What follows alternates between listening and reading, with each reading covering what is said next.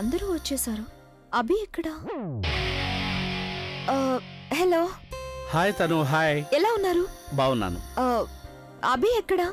అభి ఇంతవరకు రాలేదు, వస్తూ ఉంటాడు. అలాగా, ఇంకా రాలేదా? కానీ తనైతే నాకంటే ముందే బయలుదేరాడు కదా. ఓ కళ్ళు చూడు, ఖచ్చితంగా తన వల్లే అభి ఏదైనా సమస్యలో ఇరుక్కుపోయి ఉంటాడు.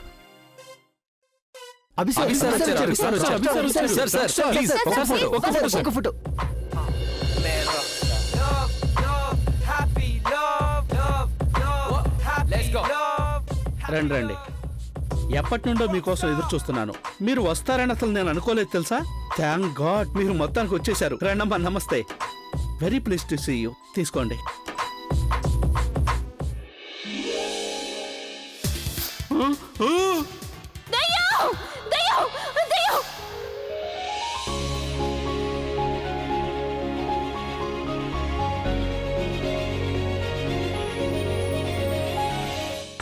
వీళ్ళిద్దరూ కలిసి చాలా హ్యాపీగా కనిపిస్తున్నారు. వచ్చే దారిలో నిజంగానే హనీమూన్ చేసుకోలేదు కదా? ఒకవేళ దానివల్ల లేట్ అయిపోయిందేమో. లేదు లేదు, అభి అలా చేయలేడు. కానీ ఈ కళ్ళ చూడు, తనైతే ఏవైనా చేయగలదు. Thank you sir. మీరు ఫస్ట్ టైం బేబీ ప్రొడక్ట్ ని ఇంట్రడ్యూస్ చేస్తున్నారు. దీని గురించి మీరు ఏం చెప్పబోతున్నారు? యాక్చువల్లీ అరే మ్యామ్ మ్యామ్ మ్యామ్ అభి సార్ గురించి ఏమైనా చెప్తారా? ఎవరికైతే లక్షల మంది ఫ్యాన్స్ ఉన్నారో ఆయనకి భార్య అయినందుకు మీరు ఎలా ఫీల్ అవుతున్నారు? ఒక హస్బెండ్ గా అభి సార్ రియల్ లైఫ్ లో ఎలా ఉన్నారు? ఎక్కువ కేరింగ్ గానా లేక మీ రొమాంటిక్? మ్యారేజ్ అయిన తర్వాత ఇది మీ మొదటి ట్రిప్పా? మేడం, మీరు మీ హనీమూన్ ఎక్కడ జరుపుకున్నారు? ఈ కళ్ళజోడికి ఇంత ఫుటేజా? రాక్ స్టార్ తానా నేనా? కాస్త ఆగండి, పక్కన జరగండి. ఇప్పుడే కదా వచ్చారు, రెస్ట్ తీసుకొనివ్వండి. Please please excuse me. Excuse me sir, one photograph. Sir మీతో కాదు, ఆయన వైఫ్ తో. ఎందుకు సార్ ఇది క్యాంపెయిన్ కోసం వెళ్తుంది. Okay. Sir smile please. Husband and wife కదా, కాస్త దగ్గరగా నిలబడండి. మీరు ఫొటోస్ తీస్తున్నారా, పిక్చర్ తీస్తున్నారా? ఏం కావాలి మీకు? హగ్ చేసుకోనా లేక కిస్ చేయనా, లేకపోతే ఎత్తుకొని పోజ్ ఇవ్వాలా? ఏం కావాలి మీకు? ఏంటి ఇదంతా అసలు? Relax relax. ఇలా చూడండి, మిగతా ఫోటోలు తర్వాత తీసుకోవచ్చు. రేపు ఈవెంట్ ఉంది కదా, రేపు ఇక్కడే ఉంటారు. ఎన్ని ఫోటోలైనా తీసుకోవచ్చు, ఎన్ని ప్రశ్నలైనా వేయొచ్చు. ఓకే, ఇప్పుడు వాళ్ళని ఒంటరిగా వదిలేండి ప్లీజ్ ప్లీజ్ ప్లీజ్. అభి రండి, నేను ఈ హోటల్లో బెస్ట్ రూమ్ మీకోసం తీసుకున్నాను. రండి. మీరు మీరు నా వెనకే ఎందుకు వస్తున్నారు? ప్లీజ్ వెళ్ళండి, మీ పని చూసుకోండి. మేడం గారు, ఇతను తన పని చేసుకుంటున్నాడు. మేడం గారు, నేను చెప్పాను కదా మిమ్మల్ని ప్రత్యేకంగా చూసుకుంటామని. ఇతను మిమ్మల్ని జాగ్రత్తగా చూసుకుంటాడు. ఇతను మీ సెక్యూరిటీ. మేనేజర్ గారు, మీరు ఒక పని చేయండి, తనకు చెప్పండి తనని గదికి తీసుకెళ్ళమని. నేను కాసేపట్లో వస్తాను. No problem. All right. Madam గారిని రూమ్కు తీసుకుని వెళ్ళండి ప్లీజ్. మీరు మేడంతోనే ఉండండి.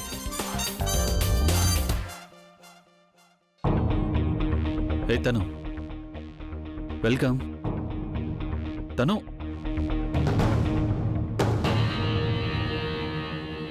తను నేను చెప్పేది విను. ఎందుకు విన్నాను నేను? నువ్వు నాకు ఫోన్ చేసావా? కనీసం ఎక్కడున్నావో ఏం చేస్తున్నావో నాకు చెప్పావా?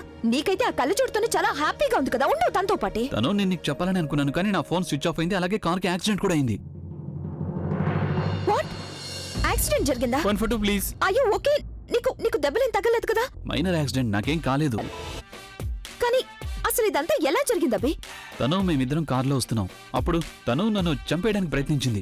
పైగా తను స్టీరింగ్ ని తన వైపుకి తిప్పేసుకుంది. దానివల్ల యాక్సిడెంట్ జరిగింది. తను నేను చంపాలనుకుంది, కానీ నువ్వు తన్ని ఇక్కడికి తీసుకొచ్చావు. అవార్డు ఇప్పించడానికి తీసుకొచ్చావా? దారిలో ఎక్కడైనా వదిలేయాల్సిందే. నాకైతే తనని అక్కడే చంపారని అనిపించింది. కానీ నీకు తెలుసు కదా, తను ఎంతో తెలివైంది. తను మర్డర్ ప్లాన్ వేసింది, పైగా ఎలాంటి ఆధారం దొరకకుండా. నేను తననేమైనా చేస్తే అప్పుడు నాన్నమ్మకి ఏమని జవాబు చెప్పాలి చెప్పు? Okay, forget about her. తన్ని ఎక్కడో ఒక మూల పడుండు నువ్వు నాతో పాటుండు. Will spend some quality time together. Of course, తను అందుకే కదా మనం ఇక్కడికి వచ్చాం. పైగా అది కాకుండా దారిలో తన మాటలు విని నాకు తల పగిలిపోతుంది తెలుసా. నాకు కాస్తంత ప్రశాంతత కావాలి. ఇప్పుడు నాకు కేవలం నీతోనే టైం స్పెండ్ చేయాలనిపిస్తోంది. డోంట్ వరీ, నేనున్నాను కదా. నాతో ఒక 5 minutes గడుపు చాలు. తనతో చేసిన హారబుల్ జర్నీని నువ్వు వెంటనే మర్చిపోతావు. ఓకే, నువ్వు ఫ్రెష్ అవ్వు, నేను చెక్ ఇన్ అవుతాను. ఆ తర్వాత ఆ కళ్ళజోడిని మనం నా గదిలో పంపించేద్దాం. ఆ తర్వాత మనిద్దరం నీ గదిలో ఉండొచ్చు. As you wish. నేను వెళ్తున్నాను.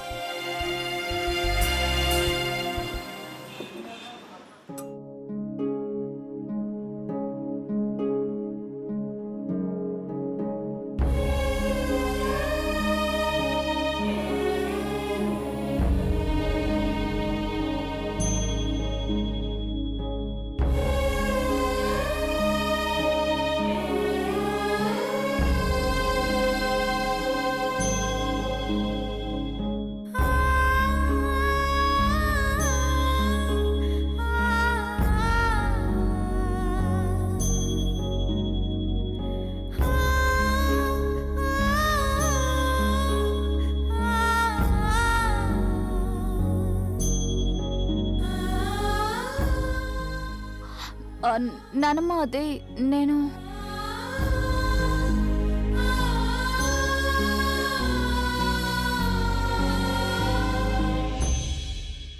చూడు బుల్బుల్, నేను మీ అమ్మని కాదు, నాన్నమ్మని. నా ముందు నువ్విలా కంగారు పడాల్సిన అవసరం ఏం లేదు తల్లి. నీకు తెలుసా, ఈ కష్టకాలం అనేది ఉంది చూసావా, అదొక తుఫాన్ లాంటిది. అది వస్తుంది, అలాగే వెళ్ళిపోతుంది కూడా. ప్రస్తుతం మనకి టైం బాగాలేదు. కాని బుల్బుల్, ఒక్కసారి ఆలోచించు. మనకు వేడి పెరిగినప్పుడు మనమేం చేస్తాం? చల్లబరచడానికి ఏదైనా దారుందేమో అని ఆలోచిస్తాం. వేడినైతే ఆపలేం కదా. అదేవిధంగా ప్రస్తుతం మనకి అసలు టైం బాగలేదు. ఈ సమయంలో నువ్వేం చేసినా సరే అది నీకు రివర్స్ అవుతుంది. ప్రస్తుతానికి నువ్వేం చెయ్యొద్దు. ప్రశాంతంగా కూర్చొని అందరం కలిసి దీనికి పరిష్కారం వెతుకుదాం. ఆ పరిష్కారం ఎలాంటిదంటే, మళ్ళీ ఈ సమస్య ఎప్పటికీ రాకూడదు. మనం దాన్ని తరిమికూడదాం.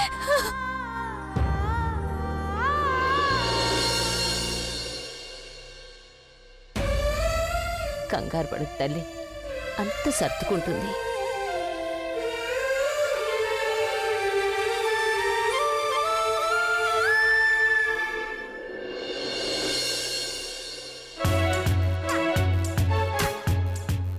ఏం చేస్తున్నావు నువ్వు? మనం ఇక్కడ స్టే చేస్తున్నావు, సెటిల్ అవ్వట్లేదు. అయినా నువ్వు ఈ హోటల్ రూమ్ ని నీ ఇంట్లాగా ఎందుకు అలంకరిస్తున్నావు? అలంకరించడం లేదు, ఏ వస్తువు ఎక్కడ ఉండాలో అక్కడ పెడుతున్నాను. మనం ఇక్కడ ఉన్నంత వరకు ఇంట్లో ఉన్నట్టే అనిపిస్తుంది కదా. ఈ ఫీలింగ్ ని నువ్వు నీ దగ్గర ఉంచుకో, అర్థమైందా? నేను నిన్న ఇంట్లో వేరే దారి లేక భరిస్తున్నాను, ఇక్కడ భరించను. అందుకే నువ్వు నీ సామాన్లు తీసుకో, వెంటనే ఈ గది నుంచి బయటకెళ్ళు. అవుట్. బయటకా?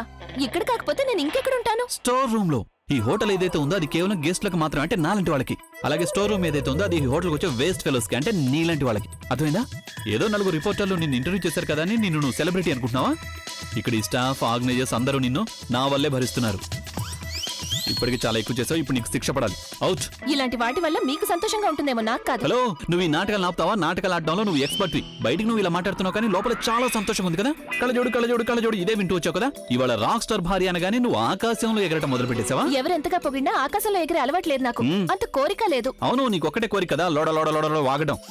ఎప్పుడు మాట్లాడాలో అప్పుడు నువ్వు మాట్లాడుకుంటూ ఉంటావు, ఎప్పుడు మాట్లాడకూడదు అప్పుడే మాట్లాడతావు. కానీ నాకెలా తెలుస్తుంది మీరు ఎప్పుడు మాట్లాడమంటారు, ఎప్పుడు సైలెంట్ గా ఉండమంటారు? అరే ఇదేంటి? ఇది నీ పాజ్ బటన్ అన్నమాట. ఒక్కసారి దీన్ని నొక్కితే నువ్వు మాట్లాడొచ్చు అని దాని అర్థం. ఇక రెండోసారి నొక్కాననుకో, అప్పుడు నువ్వు అస్సలు మాట్లాడకూడదు అని కానీ అర్థం. నేను మనిషిని, టేప్ రికార్డర్ని కాదు. అదే కదా, అందుకే నేను నీకు ఈ పాజ్ బటన్ గురించి చెప్తున్నా. అప్పుడు నీకు అర్థం అవుతుంది కదా ఎప్పుడు మాట్లాడాలో ఎప్పుడు మాట్లాడకూడదు. కానీ నేను ఓయ్, ఇప్పుడు నువ్వు అస్సలు మాట్లాడకూడదు. ఎక్స్క్యూజ్ మీ, అభి రూమ్ ఎక్కడుంది? రూమ్ అయితే అదే, కానీ మీరు మాత్రం వెళ్ళకూడదు. ఎందుకు? నేనెందుకు వెళ్ళకూడదు? నేనెవరో తెలుసా నీకు? మాకు తెలీదు, అందుకని అడుగుతున్నాము. నీ లోపలికి వెళ్ళాలి, మీరిద్దరు నన్ను వెళ్లకుండా ఆపలేరు. అలా ఆపితే మీ ఇద్దరు జాబ్ పోతుంది, అర్థమైందా? సారీ మ్యామ్, మిమ్మల్ని వెళ్ళనిస్తే అప్పుడు మా జాబ్ పోతుంది. మాకు స్ట్రిక్ట్ గా ఆర్డర్స్ వచ్చాయి, అన్నోన్ పర్సన్స్ ఎవరిని కూడా లోపలికి అలౌ చేయకూడదని. Unknown person? రియల్లీ? ఎవరిచ్చారు మీకు ఆర్డర్స్? మా ఆర్గనైజర్ ఇచ్చారు. ఎవరైతే ఈవెంట్ ని ఆర్గనైజ్ చేస్తున్నారో అతను. I don't care about your boss. నీ లోపలికి వెళ్లకుండా నన్ను ఎవరు ఆపలేరు. Just get away. Sorry ma'am. Sorry ma'am. మీరు ఇలా మామూలుగా చెప్తే వినరేమో.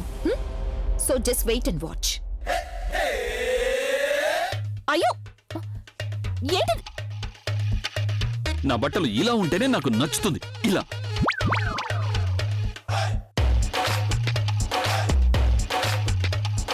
అభి, నువ్వు మళ్ళీ మాట్లాడావా? అభి,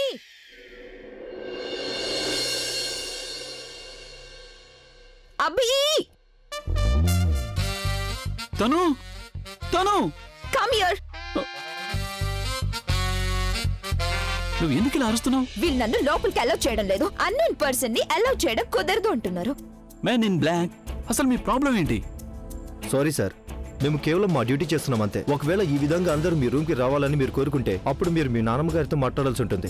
మా బాస్ మాకేం చెప్పారంటే, ఇలాంటి ప్రాబ్లం ఏమైనా వచ్చిందంటే మేము ఆవిడతో మాట్లాడాలని. మీరు మీ నానమ్మ గారితో మాట్లాడండి, అప్పుడు ఆవిడని పంపిస్తాం. Men in black, why so serious? అయినా నేను ఇంత చిన్న విషయానికి ఇంత రాత్రిపూట నాన్నమ్మని ఎలా డిస్టర్బ్ చేస్తాను చెప్పండి. సరే, బయట నుండి ఎవరు లోపలికి రాకూడదు, ఇదే కదా నాన్నమ్మ మీకు ఇచ్చిన ఆర్డర్? అవును. లోపల నుండి బయటికి ఎవరు వెళ్ళకూడదు, ఇలాంటి ఆర్డర్ ఏమి ఇవ్వలేదు కదా? లేదు, అలాంటి ఆర్డర్ ఏమీ మాకు ఇవ్వలేదు. That's great. అయితే మీరిద్దరు మీ డ్యూటీని జాగ్రత్తగా చేయండి. బయట వాళ్ళని ఎవ్వరిని లోపలికి రానివ్వకండి. అలాగే తనే మీ అసలైన సెలబ్రిటీ. తనని అస్సలు మీరు బయటికి వెళ్ళనివ్వకండి. Do your jobs well. కమాన్.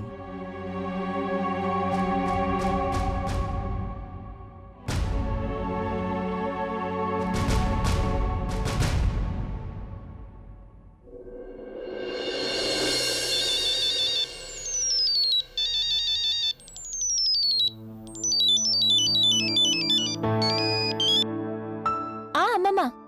ఎలా ఉన్నావు ప్రజ్ఞ? ఆ రోజు అందరి మధ్యలో నీతో సరిగ్గా మాట్లాడటం కుదరలేదు తల్లి. జాగ్రత్తగా చేరుకున్నారు కదా, పెద్దగా ఏమీ ఇబ్బంది కలగలేదుగా? లేదమ్మమ్మ, ఎలాంటి ఇబ్బంది లేదు. ఇక్కడ అంత బానే ఉంది. చూడు ప్రజ్ఞ, నాకు తెలుసమ్మా, అభి ఎప్పుడు కూడా తను చేసే పనిని పర్సనల్ లైఫ్లో మిక్స్ చేయడానికి ఇష్టపడడు. అందుకని నువ్వు అక్కడ ఉన్నందుకు వాడికి కొంచెం చిరాకు కోపం రావచ్చు, నీ మీద అరవచ్చు కూడా.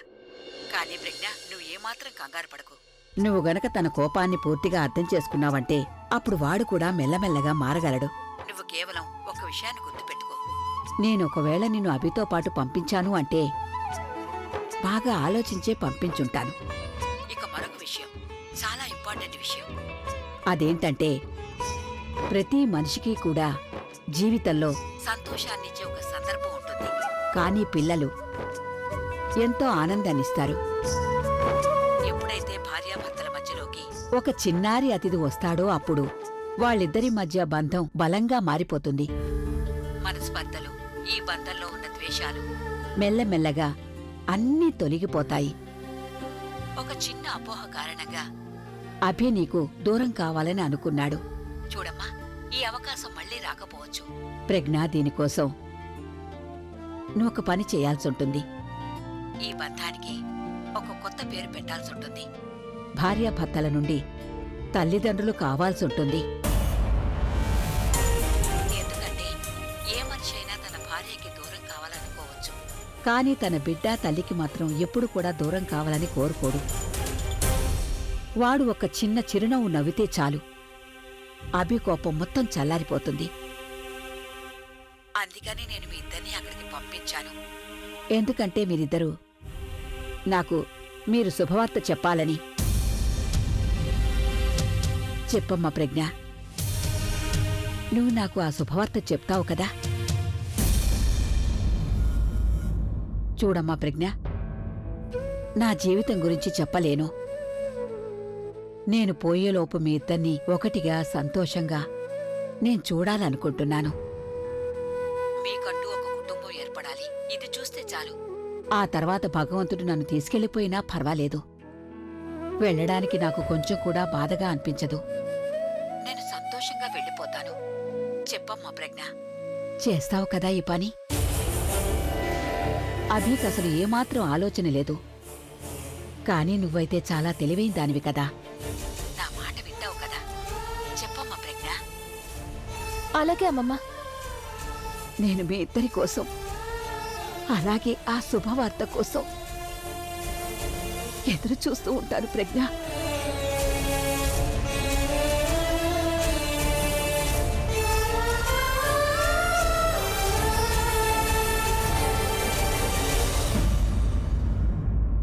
Hello mister Abhi. గార్జియస్.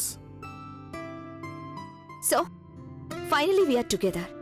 కేవలం నువ్వు నేను, ఇంకెవరూ లేరు. తనో నీకు నేను ఎలా ఫీల్ అవుతున్నానో ఐడియా కూడా ఉంటుండదు. నాకెందుకు సంతోషంగా ఉందంటే నా ముందు కళ్ళజోడు లేదు కాబట్టి. అలాగా?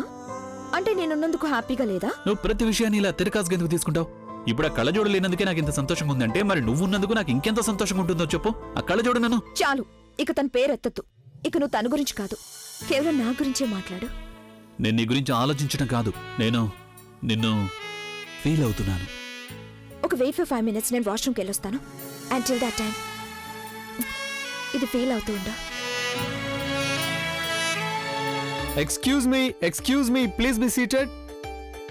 Take your seats, please. Good evening, everyone. I'm so glad to announce that ఈ రోజు మన హోటల్ కి కొత్తగా మ్యారేజ్ అయిన ఒక కపుల్ వచ్చారు. వాళ్ళెవరో మీకు తెలుసు కూడా. Mister and missus Abhi the rock star. అలాగే ఆయన్ని స్పెషల్ గా రిక్వెస్ట్ చేస్తున్నాం. మేము ఈ సాయంత్రాన్ని మీకోసం ప్రత్యేకంగా మార్చాలనుకుంటున్నాం.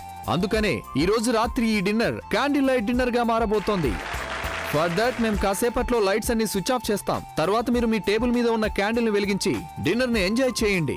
Have a romantic and lovely dinner. Thank you. Lights off please. Wow, ఆ కళ్ళజోడు లేకపోతే అంతా చాలా చక్కగా జరుగుతోంది. తనతో కలిసి ఒక romantic candle light dinner. That's great. Sorry, ఈ హోటల్ వాళ్ళకు ఉన్నట్టుండి ఏవైందో అర్థం కావడం లేదు. అంత స్పెషల్గా ఏం చేస్తున్నారో తెలీదు. రూమ్కి భోజనం కూడా పంపించలేదు. లైట్స్ కూడా ఆఫ్ చేసేశారు. ఈ చీకట్లో నేను చైర్ ఎక్కడ వెతుక్కోవాలి?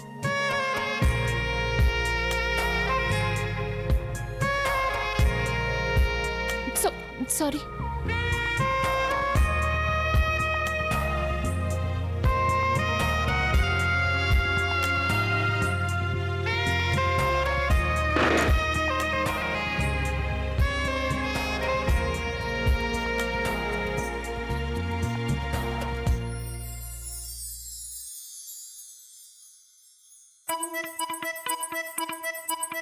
ఇందాకటి నుంచి నేను నీకోసం ఎదురు చూస్తున్నాను. నువ్వు వచ్చేసావా? ఇకంతా సర్దుకుంటుంది. నీకు తెలుసా, ఇదంతా మన కోసం ఏర్పాటు చేశారు. కమియా. ఇక్కడ వీళ్ళందరూ క్యాండిల్స్ని వెలిగించే లోపు కమియా.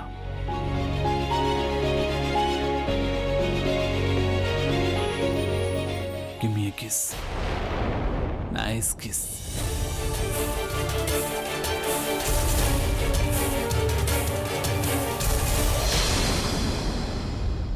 ఎక్కడికి వెళ్తున్నావు? ఇక్కడ ఎవరికి ఏమీ కనిపించదు. ఒక్కసారి దీన్ని నొక్కితే నువ్వు మాట్లాడొచ్చు అని దాని అర్థం. ఇక రెండోసారి నొక్కాననుకో, అప్పుడు నువ్వు అస్సలు మాట్లాడకూడదు అని అర్థం. కానీ ఓయ్, ఇప్పుడు నువ్వు అస్సలు మాట్లాడకూడదు.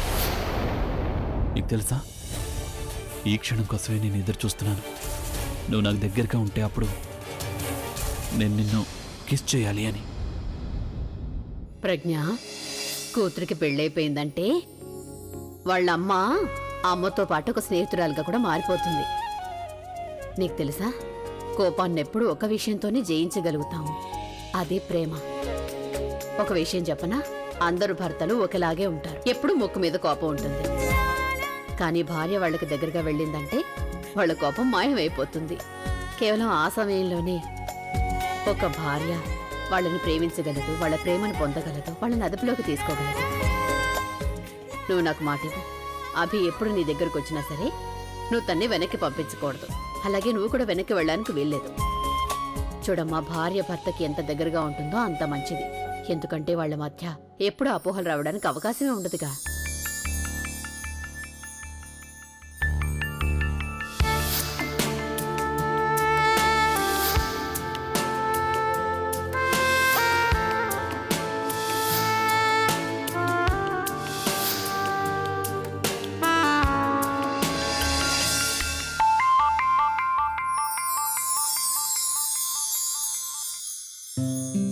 నీ జుట్టు చాలా సిల్కీగా, దూదిలాగా మెత్తగా ఉంది. నువ్వు నాకు దగ్గరగా వస్తే నాకెంత బాగా అనిపిస్తుందంటే నేనేదో పువ్వుల తోటలో వేరిస్తున్నట్టుగా అనిపిస్తుంది.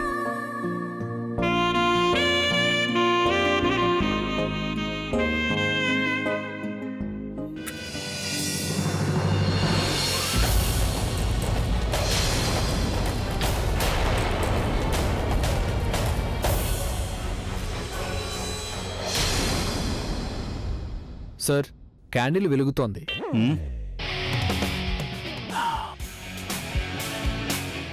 ఇది తీసుకుని ఇక్కడున్న క్యాండిల్స్ అన్ని ఆపేశారేనా?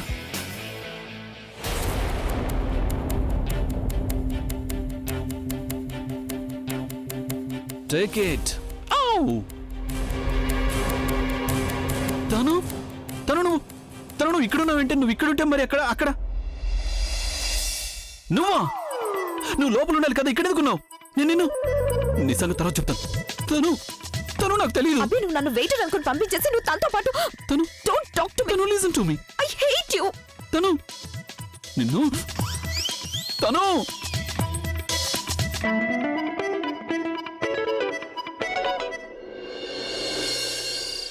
ఇల్లంతా ఖాళీ ఖాళీగా అనిపిస్తుంది.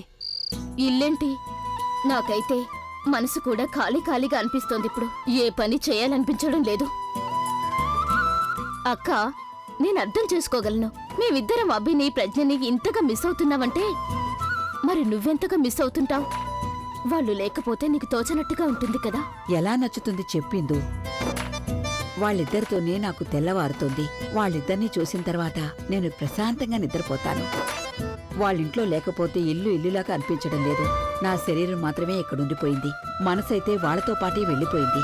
2 సార్లు వాళ్ళ గదిలోకి వెళ్లి తిరిగి వచ్చేశాను. ఏదో అక్కడికెళ్తే వాళ్ళు కనిపిస్తారు అన్నట్టు.